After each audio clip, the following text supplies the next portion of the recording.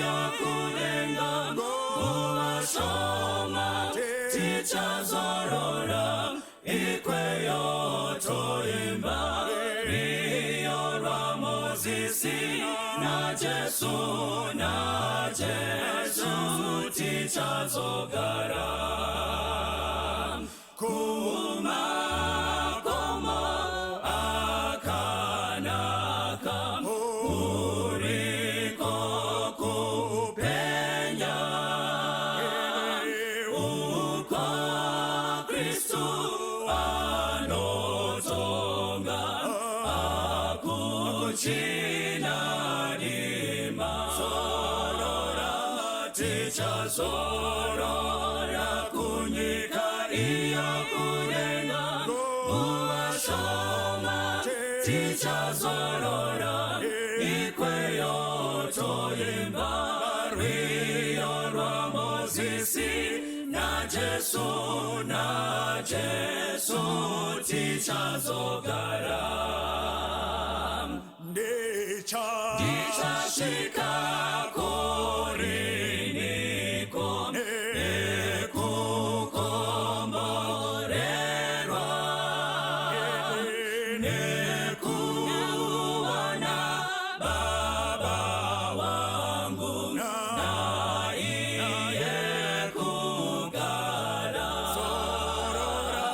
tichazorora kunyika iya kulenga uwashoma tichazorora ikweyo toimba riyo rwa Mozisi na Jesu tichazogara moyo wangu wafarira unoda kuyenda chichiro chouya ndashinga kufamba tichazorora kunyika iya kulenga uwashoma tichazorora ikweyo toimba riyo rwa Mozisi na Jesu tichazogara tichazorora kunyika iyo kulenga uwashoma tichazorora ikweyo toimba riyo rwa Mozisi na Jesu tichazogara.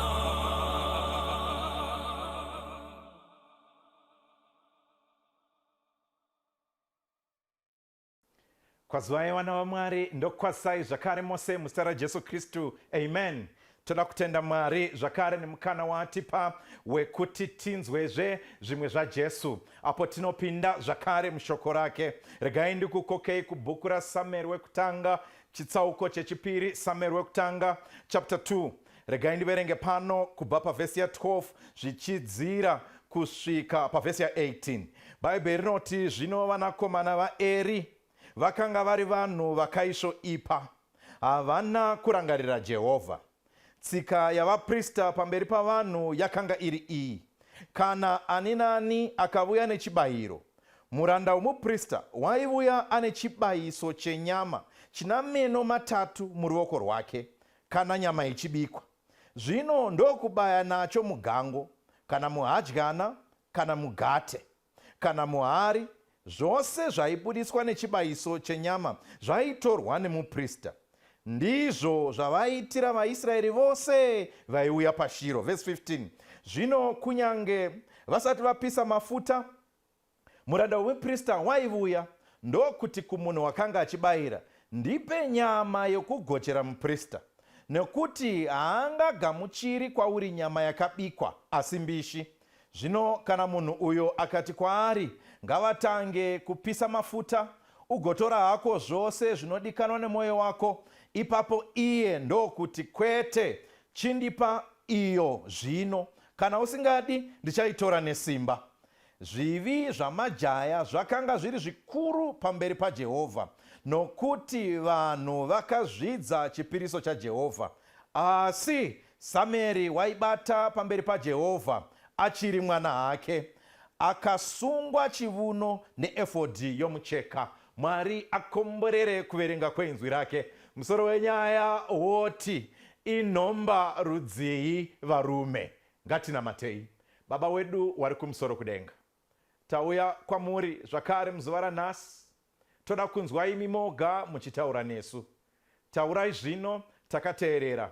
Muzita raJesu Kristu tinonamata, amen. Amen. Now, bhuku raSamueri wekutanga rinouya kwatiri iri nhoroondo zvakare yeupenyu hwerudzi rwaIsraeri. Now, cherechedzai zvinoita Mwari. Mwari aumba nekugadzira rudzi rwaIsraeri. Ndiye anounza vaprista vaifana kutungamirira pachinamato murudzi rwaIsraeri. Saka Mwari anogadza rudzi rwaAroni kuti ruve irwo vaprista. Vaprista vaiva nebasa reiko? Regai ndikuudzei, uprista rakanga riri basa rakakosha, rakasimudzirwa kwazvo kwazvo. It was such a high calling to be a priest, kuti unzi muprista munguva yaIsraeri, murudzi rwaIsraeri, pakati pevaJudha, wakanga uri muhofisi yakanga yakaremekedzwa kwazvo, wakanga uri muhofisi yakanga yakasimudzirwa kwazvo. Sei yakanga yakasimudzirwa zvakare? Chii chaita kuti vaprista vave vanhu vakaremekedzeka zvakadaro, vakasimudzirika zvakadaro, vakakwiridzirwa zvakadaro? Basa ravaprista rakanga riri rekubatanidza vanhu naMwari. Basa revaprista rakanga riri kuunza vanhu pedo naMwari. Ranga rirai nekuda kwechitema, ranga rirai nekuda kwezvivi. Vanhu vakanga vaparadzana naMwari, vakanga vaparadzaniswa naMwari. Saka zvaitsvaga kuti pave neyanano pakati paMwari nevanhu. Saka Mwari ndokudedza vaprista, Mwari ndokugadza vaprista pakati pevaJudha, pakati pevaIsraeri, kuti vave ivo vanounza vanhu pedyo naMwari, vave ivo vanounza yananiso naMwari. Ko izvi zvaiitwa paiko?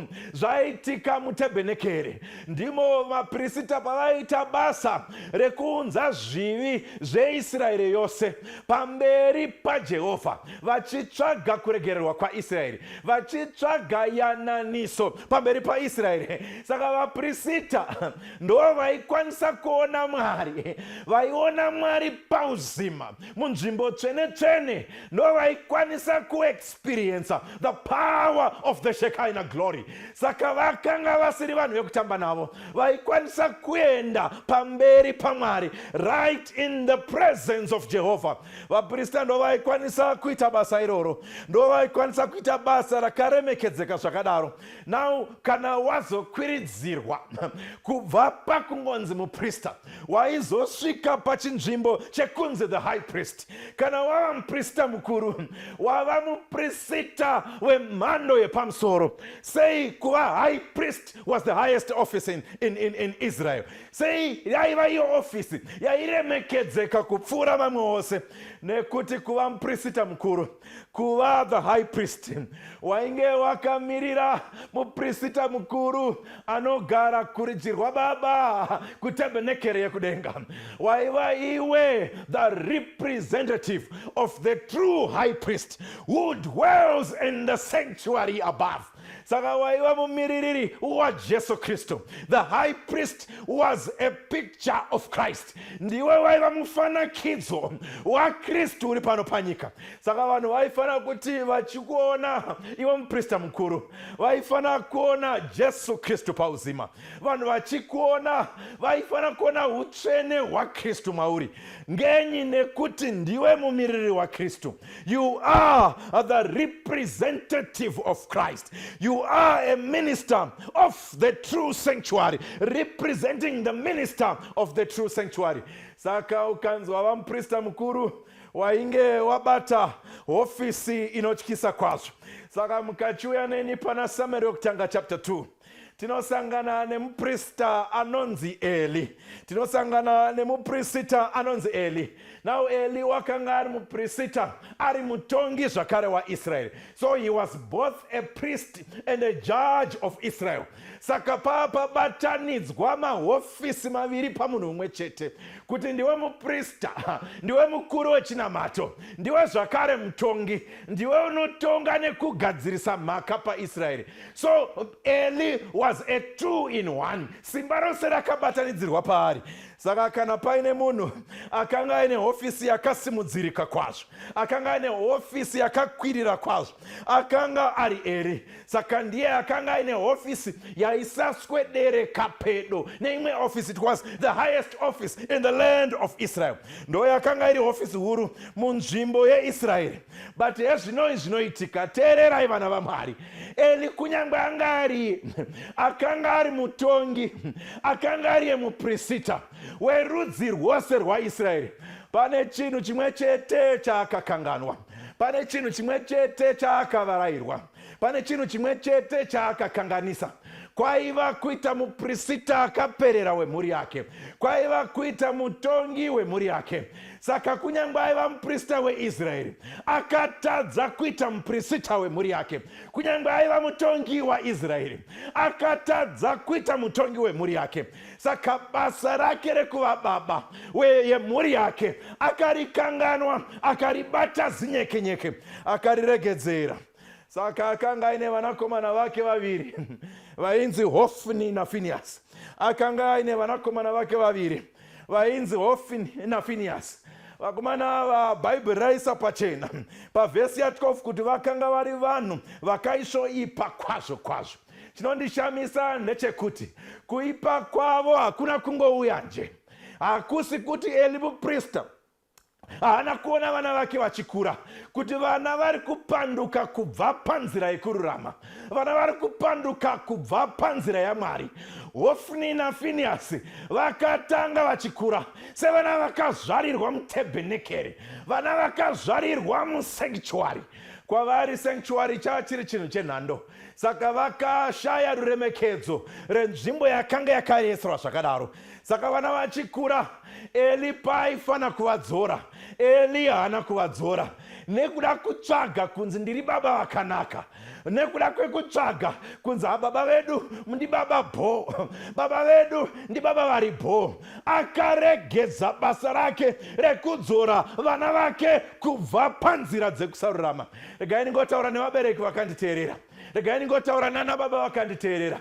Musazobve pazvinzvimbo zvenyu sevaprista vedzimba dzenyu, musazobve panzvimbo dzenyu sevatongi vemhuri dzenyu saEli. Mosiya vana vachiita zvavanoda, vana vachiita yavanotamba, vana vachisvika pamba nguva yanoda, vana vachipfeka kapfekero kavanoda, vana vachidya kadyiro kavanoda, vana vachinwa kanwiro kavanoda. Imi moramba makanyarara nekuda kuti murida kunzi neboys renyu mudhara wedu mufacebook, mudhara wedu ndi mudhara bho. Regai ndikudze vana vaMwari, we have a high calling. Tine basa guru ratakapiwa naMwari sevabereki, sana baba, rekudzora nekudzoredzera mhuri dzedu, rekudzora nekudzoredzera vana vedu. Asi pana vana baba vanongotarisa vana vachitarisa mupicture yevanhu vakashama, hapana chavanotaura. Vana vachidzoka kumba mangwana vabva nhasi, hapana chavanotaura. Vanototi maita madzoka stole, maita madzoka shumba, vachiregedza kudzora vana. Rega ndikudze munhu waMwari, haikone kuita ubereki sehwaEli hwekukanganwa basa ratakapiwa naMwari. Saka kunze kwekuti akondrole vana vake, vana ndo vakatanga kukondrola baba. Kunze kwekuti baba vave ivo vanotonga vana vavo, vana ndo vakatanga kutonga vabereki, vana ndo vakatanga kutonga baba vavo. Eli ndo kutanga kutongwa na Hofni naFinehasi. Ndobva tatoona kuti musha waparara, ukaona vabereki vabva pachinzvimbo, vana vakuita zvavanoda, vakuita madiro aJojina, pamba pana baba namai. Ndokuti musha waparara, ndokuti musha waparara.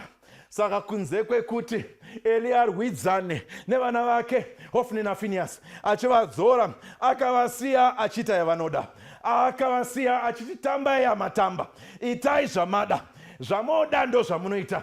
Chaaingotsvaga ndechekuti ndokuti ndigare nevana vangu murugare, ndokuti ndisanetsana nevana vangu, ndokuti vana vandide. Hatitsvagi rudo kuvana vedu nekuvasiya vari pamafoni vachiwatsura vachiita zvose zvavanoda, isi tichisiya takanyarara.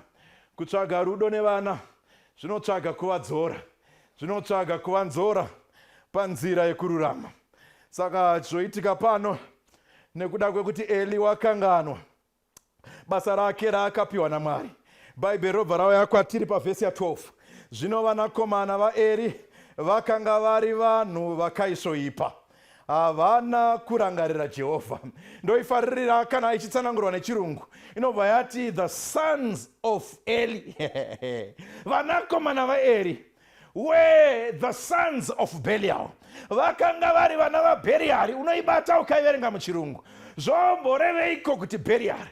Nai imi vana vaEli, sei Bhaibheri shoko raMwari zvino rakuti imi muri vana vaBheriari? Sei Bhaibheri shoko raMwari rakuti hamusi vana vaEli, imi muri vana vaBhelial? Belial zvinongoreva kuti sons without worth, vanakomana vakachipa, vakareruka, vasina chiremera, vanakomana vasina hunhu. Sei nhai vana vaEli makunzi vana vasina hunhu? Sei makunzi vana vasina chiremera? Nekuti zita rababa venyu chairo, zita rekuti Eli, zvinoreva kuti high kana kuti elevated, kureva kuti vana veakasimudzirwa, vechakasimudzirwa. Sei nhai vana vaEli mabva pachinzvimbo chakakwirira, kubva pakunzi vana vevakakwiridzirwa, vana vevakakwirira, kunzi vana vaBheriari, vana vasina hunhu, vana vasina chiremera, sons without worth. Regai ndikuudzei vana vaMwari, these were sons of a priest. Vakanga vari vanakomana vamuprista, not just an ordinary priest, but the sons of a high priest. But chinondishamisa nekuda kwesarudzo dzavo, vanodzikisirwa kubva pavanakomana veakakwiridzirwa kunzi vana vasina hunhu. Regai nditaure nevana vari pano. Kudenga hatisi kuzoponeswa nechitendero chemadzinza, hatisi kuzoponeswa nekutenda kwana baba vedu, hatisi kuzoponeswa nekuti vana baba vedu vafundisi, hatisi kuzoponeswa nekuti vana baba vedu maerida, hatisi kuzoponeswa nekuti baba vanoimba mukwaya. Rega ndikuudze mukomana akanditeerera, rega ndikuudze iwe musikana wakanditeerera, tichaponeswa kana tasarudza kuramba tiri vana veuyo akakwirira. Tichaponeswa bedzi kana taramba tiri the sons or the daughters of the elevated one, of the high one, the sons of Eli, vanakomana vaEli. Saka ona zvino vanakomana vaEli vatanga kudzika mutserendende wekupinda muzvivi. Zvikanzi neBhaibheri vakanga vakaisvoipa chaizvo. They were the sons of Belial. But rega timboduhumura zvakare. Belial zvinomboreveiko? Eli zvinomboreveiko? Now Eli, ukatarisa vara rekuti Eli riri kubva pana El. El zvinoreva kuti Mwari kana kuti God. Elohim zvinobva pavara rinoti Mwari. Saka kuti El zviri kureva kuti God. Saka kuti Belial zvinorevei? Belial zvinongoreva kuti diabolos. Zvinongoreva zvakafanana nekuti Satan. Saka vanakomana vaiva the biological sons of El, vanakomana vaMwari, vadzika zvino vakakudubuka kusvika pakunzi vanakomana vaSatani. Regai nditaure nemi vakanditeerera muzuva ranhasi. Sarudzo yako nhasi nesarudzo yangu zvinogona kukonzera kuti tibve pakunzi vanakomana nevanasikana vaMwari kunzi vanakomana nevanasikana vadiabolos, kunzi vanakomana nevanasikana vaSatani, from being the sons of Eli to being the sons of Belial. Kubva pakunzi vanakomana vaMwari zvinova kunzi vanakomana vaSatani. Ndo zvakaita Hofni naFinehasi, ndo zvakaita Hofni naFinehasi. Kochi chakaita kuti vasvike ipapo. Now kana wakanga uri rudzi rwechiprista, kana wakanga uri werudzi rwechiprista, uprista hwakanga huri hwedzinza renyu, hwakanga huri hwenyu. Saka because of heredity, Hofni naPhinehas vakanga vatori vaprista zvakare. They were the priests vaibatsira baba vavo Eli the high priest. Ndo vaiva vaprista vaibatsira baba vavo Eli mubasa reuprista. But chondishamisa, how can a priest, a representative of God, kusei muprista ane basa rekuva the picture of Christ, aiva nebasa rekuratidza the high priest in the most holy sanctuary, anonzi Jesu, sei madzika zvakadaro kunzi vanakomana vaSatani, sei makudubuka zvakadaro, sei makudubuka zvakadaro. Musakanganwa musoro wenyaya unoti inhomba rudzi varume. Saka sei madzika zvakadaro, Hofni naPhinehas, sei makudubuka zvakadaro. Saka kunyangwe vakomana ava vakanga vasina kufanira kuita vaprista nekuda kwekuti vanga vari vedzinza reuprista, vakangopinda pahofisi yatatoona kuti yanga yakakosha zvakadaro, yakanga iri hofisi yairema zvakadaro. Asi chinorwadza, vanotora hundururani hwavo kundohutambira mutebhenekeri yaMwari, vanotora hunyanya hwavo kundopinda nahwo mutemberi yaMwari. Nai Hofni naPhinehas, madarireiko nai vanakomana vaEli, madarireiko nai vanakomana vovakaremekedzeka, kusvika pakupinda nehundururani mutebhenekeri yaMwari. Regai ndikuudzei vanhu vaMwari, zviri kuitika pana Samueri yokutanga chapter 2 nanhasi tiri kuzviona. Vanoremekedzeka vaJehovha, uprista hwaMwari huri pano. Taita hunyanya nehundururani hwekupinda nahwo mutebhenekeri yaMwari, kupinda nahwo mutemberi yaMwari, muchechi nemusikanzwa wedu. Saka vanakomana vaEli, Hofni naPhinehas, sevaprista ndo vaitungamira rusando apo Israeri yauya nezvipiriso zvayo. Vaiti vachiuya nezvipiriso zvavo, vaiuya nemhuka dzavo dzavauya kuzopirisa kuti varegererwe zvivi zvavo. Pavaiuya pamberi naHofni naPhinehas, nekuti Eli wakanga akwegura, Eli wakanga achembera zvino, ndo kuchisiyira basa zhinji kuna Hofni naPhinehas reuprista. Saka vaisvika nemhuka dzavo kuti dzibayirwe, vachitsvaga kuregererwa zvivi zvavo. Chavaifanira kuwana pana Hofni, chavaifanira kuwana pana Phinehas, vaifanira kuwana mupikicha wemuprista mukuru Jesu Kristu ari munzvimbo tsvene. But chavakasangana nacho waiva musikahwa, chavakasangana nacho waiva hunyanya hwaHofni, waiva chindururani chaPhinehas, ndo chavakasangana nacho pavaifanira kuona mufananidzo waKristu. Chavakaona waiva huipi hwaHofni naPhinehas. Ko makanyanya kuipa zvakadiko nai Hofni naPhinehas. Saka ukariverenga zvakanaka kubva pavhesi ya 13, katorero kavaita chibayiro chauya nemunhu. Teerera, Mozisi wakanga akaisa murayiro kuti munhu akauya nechipiriso chake, akauya nemhuka yake, nyama yacho yaiva nekagovanirwo kayaifanira kuitwa. Mafuta ndo aifanira kundopiswa paaritari. Mafuta ainzi iwo ndo yakanga iri special meat, ndo nyama yakanga yakakosha, ndo yainzi super grade, A grade yenyama.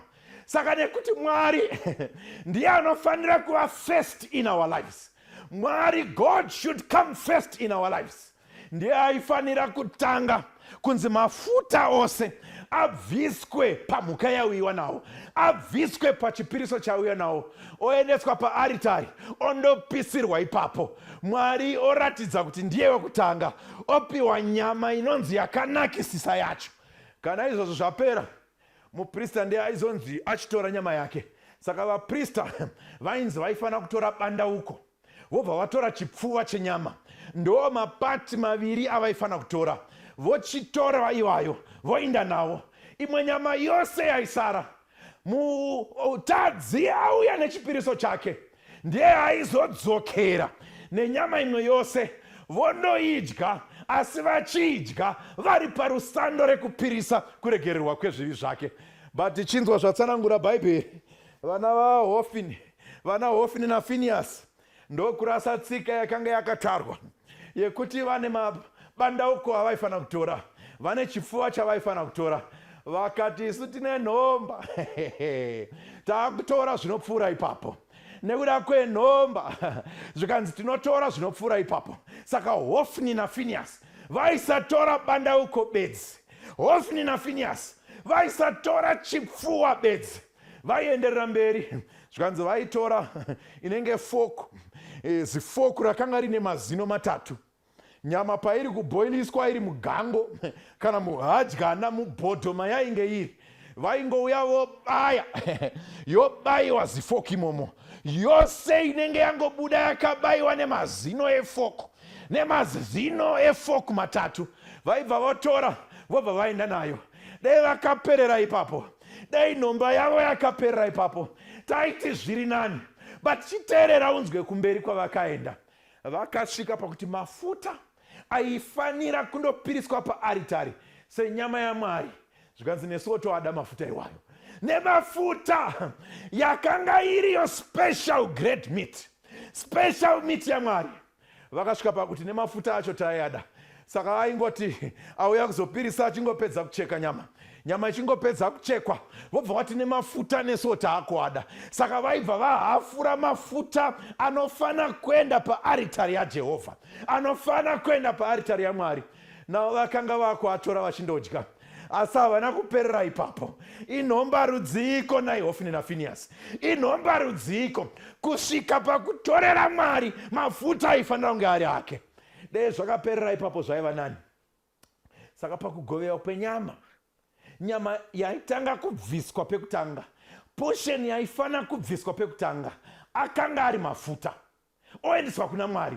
Sei ariwo ekutanga aifana kubviswa? Because God is first in our lives. God must be first in our lives. Hapana chinofana kutangira Mwari, hapana anofana kutangira Mwari. Saka ivo vakazviita vakakosha kupfuura Mwari. Vakati panogovewa nyama, ndisu tinotanga kutora yaMwari isati yaenda. Saka mupirisi waitoti, nhaye varume, madii tatanga tabvisa yaMwari, mozotora henyu yose mwe yamunoda. Hanzi vaibva vaudza mupirisi kuti iwe shamwari, usada kutijairira. Regai isu titange kutora nyama kunyangwe yaMwari isati yaenda. Regai isu titange kutora kunyangwe yaMwari isati yaenda.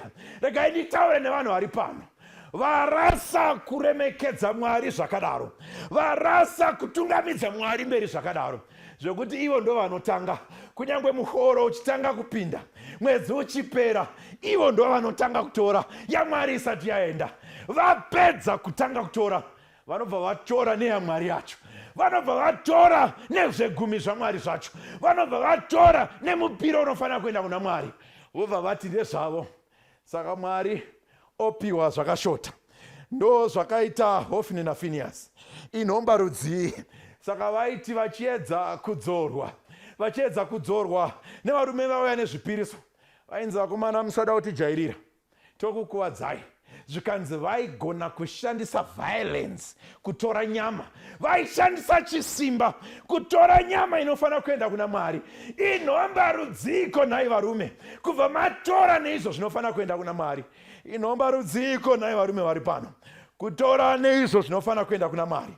Asi havana kuperera ipapo.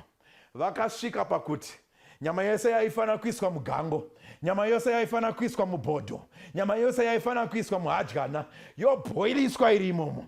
Vakasvika pakuti aiwa, imwe yacho musaweste nguva muchitomboiisa mubhodho, musaweste nguva muchimboibika, ingoti pai iri mbishi yakadaro, ingoti pai yakadaro isina kubikwa.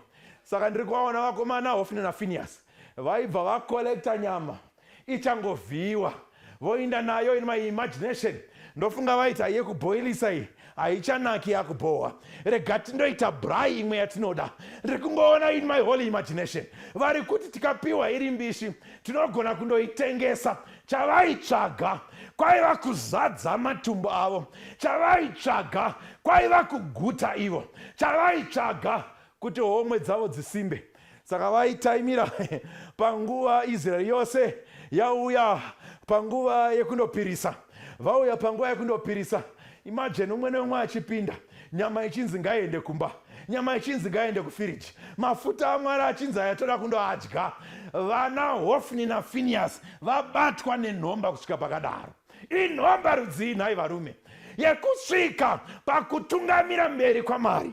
Inhomba rudzii nhai varume yekutora zvaMwari tobva tazviita zvedu. Nguva yaifanira kunge iri yaMwari tikaita yedu. Matarenda aifanira kunge ari aMwari tikaita yedu. Nezvose zvatakapiwa naMwari zvaifanira kudzokera kwaari tikazviita zvedu. Dzimwe mota dzatiri kudhiraivha zvaifanira kunge zviri zvaMwari tikazviita zvedu. Dzimwe dzimba dzatiri kugara zvaifanira kunge zviri zvaMwari tikazviita zvedu. Mamwe mahesitaiwo akanaka kudaiwo zvaifanira kunge zviri zvaMwari tikazviita zvedu. Inhomba rudziko nhai varume yakadai yekusvika pakutora zvanga zviri zvaMwari tikazviita zvedu. Asi pakanyanya kuipira chivi chavo, teerera unzwe munhu waMwari, vanhu pavaifanira kuona Kristu muuprista waHofni naFinehasi vakasvika pakuona huipi hwose. Vakasvika pakuti hatichaendi kuchechi nezvipiriso. Vanhu vakati kuchechi kwacho hatichaendi, tasiya kunamata kwacho, hatichaendi nezvipiriso zvacho, toenderei nazvo. Vakomana vari kutora nyama yose, vakomana vari kutora nemafuta aMwari, hatingasiyi vanhu vachidai. Vakati nekuchechi hatichaendi. Saka vakagumburisa vanhu kubva pakunamata, vanhu vakadzokera kudzimba nezvipiriso zvazvo. Rega ndikudze munhu waMwari, chenjera kugumburisa umwe munhu kubva pakunamata. Ndo chivi chikuru chaungapama, ndo chivi chikuru chaungaita, kugumburisa vanhu kubva pakunamata vachidzokera kudzimba kwavo. Saka kana paine chipiriso chikuru, chivi chikuru chakaitwa naHofni naFinehasi, vanhu vakatadza kuona Kristu. Vanhu vaifanira kuona Kristu pana Hofni naFinehasi vakatadza kuona Kristu, vakadzokera kudzimba nezvipiriso zvavo. Inhomba rudzii nhai varume. Asi nhomba yevarume ava haina kuperera ipapa. Nhomba yevarume ava haina kuperera ipapa. Uya neni pavhesi ya22. Uya neni pavhesi ya22. Samueri wokutanga chapter 2. Inzwa zvinotaura vhesi. Zvino Eri wakanga akwegura kwazvo, akanzwa zvose zvakanga zvichiitirwa vaIsraeri vose navanakomana vake, namavatire avaita nevakadzi vaibate basa pamukova wetende rokusongana. Inhomba rudzii nhai varume. Inhomba rudziko nhai Hofni. Inhomba rudziko nhai Finehasi. Kuti madzimai auya kuzosevenza basa patebhenekeri, motora mondovata navo. Saka ukaiverenga zvakanaka ukandoiduhumura woidhefurenza naExodus 38 vhesi ya8, unonzwa kuti patebhenekeri paine vakadzi vakanga varipo vaisevenze basa. Pada ndo vaiuya vachigadzira mutemberi, pada ndo vaiuya vachitsvaira patemberi, pada ndo vaiuya vachiisa maketeni, pada ndo madhikonesi edu anhasi vaiuya vachiita kuti patemberi pashongedzeke nekuratidzika. Nao Hofni naFinehasi semabhishopi epatebhenekeri, sevaprista vepatemberi, nhomba yavo varume ava, nhomba yavo varume ava yaisava yekungovata nemadzimai nje. Vaitotora madzimai epatebhenekeri. Vakadzi vaiuya kuzoshumira Mwari, vakadzi vaiuya kuzoshandira Mwari patebhenekeri. Ivo vaivatora vondovata navo sevaprista vakuru. Inhomba rudziko nhai varume. Unoziva zvaiva nani dei Hofni naFinehasi vakaenda havo pamharadzano vakandotsvaga zvifeve vakavata nazvo. Zvaiva nani dai Hofni naFinehasi vakaenda kumaAvenues vakandotsvaga zvifeve zvekuvata nazvo vobhadhara vosiya zvakadaro. Zvaive nani dei havo vakadaro, dei zvakadaro, pada zvaive nani. Asi nhomba yavo, nhomba yevarume ava yaiva yekutora madzimai aishanda patemberi, vakadzi vaisevenza patemberi, vovata navo. Israeri yose ikazviziva. Ripoti ikasvika kuna Eli hapana zvaakaita. Inhomba rudziko nhai varume. Inhomba rudziko nhai varume. Nhomba yekuvata nemadzimai pakereke, Inhomba rudziko, nhai varume. Nhomba yekubata chibharo kunyangwe vana vasati vakomba. Inhomba rudziko, nhai varume, yekupedza mayuth epasangano. Inhomba rudziko, nhai varume, mukaimba nemadzimai mukwaya vave madzimai enyu. Inhomba rudziko, nhai varume. Inhomba rudziko, nhai varume. Yapakudaro. Inhomba rudziko yatisvitsa pakadaro. But chaakundityisa mazuva ano haisingori nhomba yaane varume bedzi. Kunyangwe nana mai vacho vaane nhomba yakadaro. Vana dhoka vacho vaane nhomba yakadaro. Vana mai ruwadzano vacho vaane nhomba yakadaro. Vari pano vana mai veruwadzano vane nhomba yekundotora vanakomana kumayuth vachitiza varume vavo kudzimba kundovata nevakomana vechiyuth. Inhomba rudziko yakadaro, nhai vana mai. Inhomba rudziko, nhai vasikana. Kufamba nana baba vezera rababa vako. Vana baba vane mhazha dzosvika kugodzi, ndo vaunosvika uchitamba nekuvata navo. Inhomba rudziko, nhai hanzvadzi dzangu. Ndo zvakaitwa naHofni naFinehasi. Zvikanzi nebhaibheri shoko raMwari, Hofni naFinehasi vakavese vana vaBheriari, vakaipa kusvika pakadaro. Inhomba rudziko, nhai vana baba yakadaro. Inhomba rudziko, nhai vana mai yakadaro. Inhomba rudziko, vakomana, nhomba yakadaro. Inhomba rudziko, vasikana yakadaro. But hezvo zvinondishamisa zvinoitika pavhesi ya26. Teerera unzwe, pakati pemisikanzwa yaHofni naFinehasi panopfekerwa vhesi pamusoro paSamueri. Zvikanzi iye mwana Samueri akaramba achikura, akadikanwa naJehovha uye navanhuwo. Rangarirai, Samueri ndiye uya mwanakomana aberekwa akasiyiwa naHana achisevenza mutemberi, achisevenza mutabhenekeri, achigara namuprista Eli. Eli aiva baba vaHofni naFinehasi, ndiye ava baba vaSamueri. Saka Samueri ari kugara mumba munobuda Hofni naFinehasi. Samueri ari kugara mumba munobuda Eli. Asi bhaibheri robva raisa pachena, Samueri akakura mukufadza Mwari nekufadza vanhu. Ngenyi paita musiyano? Vana vaviri vari kukurira muimba imwe chete, Hofni naFinehasi kudiviri, Samueri kudiviri. Vamwe vari kuita vana vaBheriari, umwe achiramba ari mwana waMwari. Usazonyepere kwawakakurira, usazonyepere background, usazonyepere kwawakabva.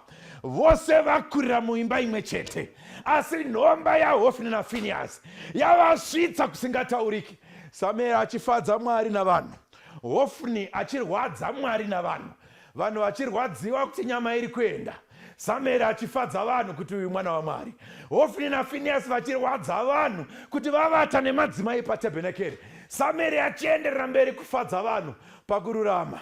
Hofni naFinehasi vachirwadza Mwari wokumusoro kudenga, Samueri anoenderera mberi nekufadza Mwari wokumusoro kudenga. Asi vanokanganwa kuti vaprista vaJehovha vakadeedzwa to this high calling. Vanokanganwa kuti uprista hwaMwari vane hofisi yakakwirira zvakadaro yekuva vamiririri vaKristu, yekuva ivo mufananidzo waKristu, perfect pictures of Christ. Asi vanorasa mufananidzo waKristu, vanotora mufananidzo wadhiabhorosi. Mwari akati hazvingaperi zvakadaro, ndokutuma muprofita wake asina zita rakataurwa. Munhu waMwari akasvika akangotema chiga pamberi paEli kuti vanakomana vako vachaparara muzuva rimwe chete, uye hakuna wedzinza rako achakura achikwegura. Uprista wedzinza renyu rwapera rwakadaro. Wobva wauya neni pana Samueri wokutanga chapter 4. Wobva wauya neni pana Samueri chapter 4, tondoona kuparara kwaHofni naFinehasi, the tragic end of Hofni and Phinehas. Kupera kwaHofni naFinehasi. VaFiristia vanaenda pahondo neIsraeri, VaFiristia vanaenda pahondo neIsraeri. Teerera ndichitaura nyaya iyi. Pita wokutanga chapter 2 verse 9. Yobva yati tiri rudzi rwakasanangurika isu, uprista bwaMwari. Saka kana titaura nevakadeedzwa to this high office, hatisi kutaura naHofni naFinehasi, ndiri kutaura newe hama mudikani, ndiri kutaura newe Israeri yanhasi. Tose takadeedzwa kuuprista hwaMwari. We are all a holy priesthood of God. Tiri vaprista vaMwari. Rega ndingobvunza nhomba yako kwayakusvitsa. inomba rudzii nhai mukoma, inomba rudzii nhai hanzvadzi, yaita kuti urase uprista ukateera nzira dzabheriari. Kuparara kwako kuchafanana nekwaHofni naFinehasi. Saka vaFiristia vanondoenda pahondo nevaIsraeri. VaIsraeri vanorohwa 4,000 varume vanofa. Ndiri pana Samueri wokutanga chapter 4. Saka maEudha anosangana, Hofni naFinehasi varipo sevaprofita. Zvikanzi tarohwa nekuti areka yaMwari haipo, handei kuShiro tindotora areka. Tikauya neareka, areka ichatirwira tigokunda vaFiristia. Vakakanganwa kuti sandi areka yaivarwira, ndiMwari weareka waivarwira. It was not the ark which was fighting for them. It was the God of the ark who was fighting for them. Ivo vakafunga kuti simba riri muareka, vakakanganwa kuti simba riri muna Mwari, vakarasa kuteerera Mwari, vakaenda nenhomba yavo yenyama, vakakanganisira Mwari. Vatora areka, kunonzi 30,000 vakafa musi iyoyo. 30,000 vakarohwa vakafa. Pamusoro pazvo Bhaibheri robva ratiudza kuti Hofni naFinehasi ndopavakafira pahondo iyoyo. Zvikanzi muBhenjamini ndobva amhanya nemeseji kuShiro kundoudza Eri, ndobva amhanya nemeseji kuenda paShiro kundoudza Eri kuti kwafiwa kuhondoko, kwafiwa kuhondoko. Zvikanzi neareka yatorwa, nevanakomana venyu Hofni naFinehasi vafa. Mudhara Eli akanga akora nekudya mafuta aiuya nevanakomana, wakanga akora nenyama yauya nevanakomana. Paakanzwa meseji yekuti areka yatorwa, akabva angokurubuka kubva pacheya yanga akagara, akadonha nemutsipa, akatyoka, akafira ipapo. Ndokwakava kuparara kwaEli, ndokwakava kuparara kwaHofni, ndokwakava kuparara kwaFinehasi. Finehasi mudzimai wake akanga akazvitakura aine pamuviri. Meseji ichisvika kuti murume afa, bamunini vafa, atezvara vafa, areka yafa, areka yatorwa. Kunonzi akabva apinda mulebha. Achipinda mulebha, mwana achizvarwa, anomudeedza kuti Ikabhodhi, kuti mbiri yaMwari yaenda. Ikabhodhi, kuti mbiri yaMwari yaenda. Kana paine chinhu chinondifadza pane muroora mukadzi waFinehasi, mukuchema kwake murume afa, mukuchema kwake bamukuru vafa, mukuchema kwake vatezvara vafa. Kuno chakanyanya kumuchemedza kutorwa kweareka, wakava munongedzo wekuti mbiri yaMwari yaenda. Rega ndikubvunza wakanditeerera, mbiri yaMwari ikaenda, unochemawo here? Mbiri yaMwari ikabva pakati pedu, mbiri yaMwari yabva pavarume vesangano, mbiri yaMwari yabva kumayuthi emuchechi, mbiri yaMwari yabva kuna anamai emuchechi. Unochemawo here sekuchema kwakaita mukadzi waFinehasi kuti mbiri yaMwari yaenda? Regai ndikuudze vana vaMwari, mbiri haina kuenda nekuti areka yaenda, asi areka yakaenda nekuti mbiri yakanga yaenda. Chakaita kuti mbiri iende inhomba yakaita kuti vanhu vabve pamberi paMwari.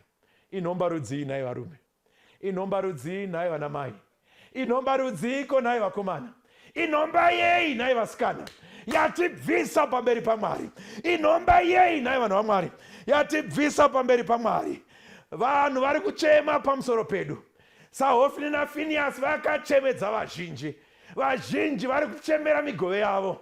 Inhomba rudzii nhai imi munotipinza mabasa, nemi munopa mabasa, nemi imi musingapi vanhu migove yavo.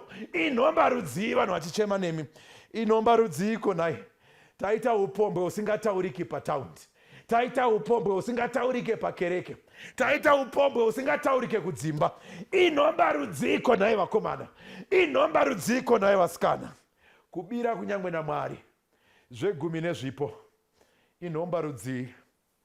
Asi semudzimai waFinehasi ndinotsvaga muzuva ranhasi anoti ndiri pakuchema nekuti mbiri yaMwari yaenda. Ikabhodhi, the glory has departed. Aripo here muzuva ranhasi anoti Mwari, ndiri kuchema, mbiri yenyu ngaidzoke paIsraeri. May your glory return to the camp of Israel. Takuara nenhomba dzepane rino pasi, taparadzwa nenhomba yekudai zvepane rino pasi. Asi Mwari, we want your glory to return to your children. Tinotsvagawo kuti mbiri yenyu idzoke pakati pevana venyu. Aripo here akafanana nemudzimai waFinehasi ari kuchemera kuti Mwari, bvisai nhomba yakaipa, bvisai nhomba yapakati pevana venyu. Tidzoke pamberi paMwari, tichemere mbiri yaMwari kuti idzokere pamusasa waIsraeri. Mbiri yaMwari idzokere pakati pedu. Ndiwe here uripo une kuchema sekwemudzimai waFinehasi? Kana uripo, ngatitsinzinyei tinamate. Baba wedu wari kumusoro kudenga, tinouya kwamuri muzuva ranhasi. Tinochema nekuda kwenhomba dzatibvisa pamberi paMwari, nhomba dzaita kuti tinzi vanakomana nevanasikana vadhiabhorosi. Tiregerereiwo Mwari nekuda kwenhomba dzedu dzakasiyana siyana. Tine nhomba dzisingatauriki, tine nhomba dzinonyadzisa kureva, tine nhomba Mwari imi moga dzamunoziva.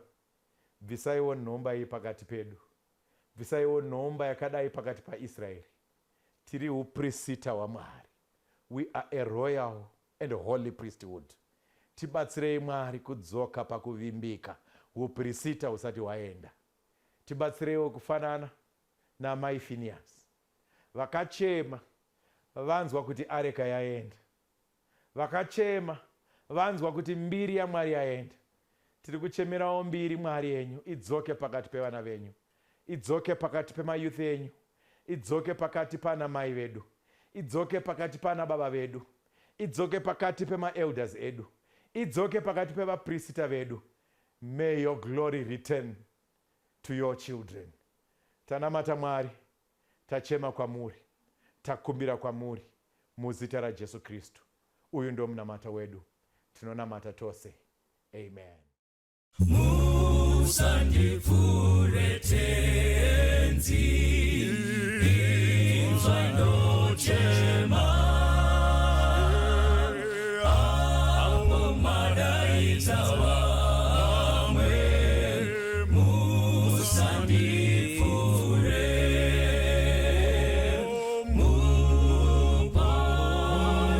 muponesi, inzwa ndochema,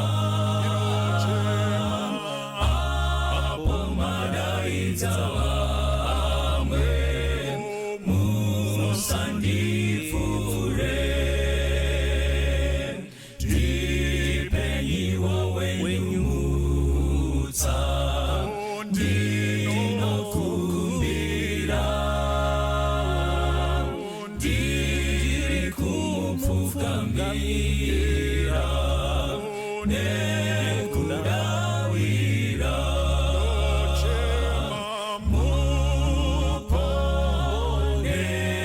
Muponesi, inzwa ndochema, apo madaidza vamwe. Musandipfure, ndinomusimbira Jesu, ndinokutsvaka, rapanyiwo moyo wangu kundiponesa.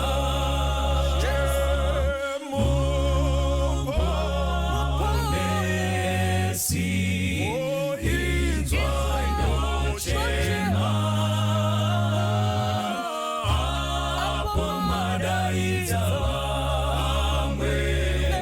Musandipfure, muri tsime rangu tenzi, zvene upenyu,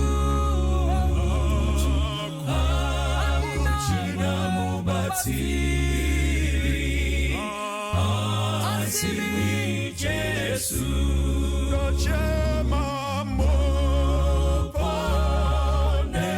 Muponesi, inzwa ndochema, apo madaidza vamwe. Musandipfure, muponesi,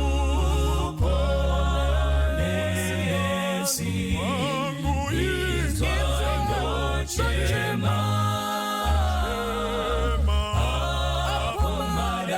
idzawa